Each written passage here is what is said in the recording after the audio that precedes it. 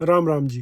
150 साल पहले का हरियाणा वीडियो सीरीज में आपका स्वागत है। आज हम बात करेंगे नहरों के इतिहास और उसका बांगर क्षेत्र पर प्रभाव के बारे में। बांगर क्षेत्र के गांव आबादी में बड़े थे और खादर की तुलना में कम लूटमार झेलते थे। लेकिन यहाँ की मिट्टी सख्त होने से खेती में ज्यादा मेहनत लगती थी। ऊपर से बारिश पर ही पूरा भरोसा था, जिससे फसल का भरोसा नहीं रहता और लोग पुराने गांव में वापस बसने में हिचकते थे। अंग्रेजी इतिहासकार लिखते हैं कि रॉयल नहर से सिंचाई पहले बहुत अच्छी थी, मुगल सत्ता के ढहने तक। जब नहरें बंद हुई तो हालात बिगड़ गए। जहां नहर से पानी मिलता था वहां कुएं बहुत कम इस्तेमाल होते थे और हालात ऐसे थे कि नए कुएं खुदवाने में भी लोग पैसा नहीं लगाते थे। बांगर इलाका सामान्य से ज्यादा बारिश पर निर्भर था।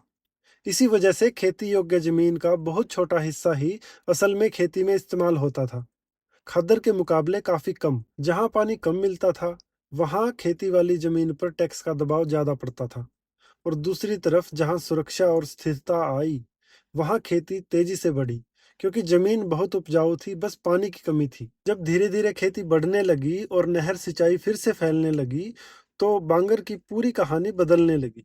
नहर बहाल होने के बाद इलाके की हिस्ट्री को लगभग पूरी तरह से नहर के विस्तार से जोड़कर देखा जा सकता है।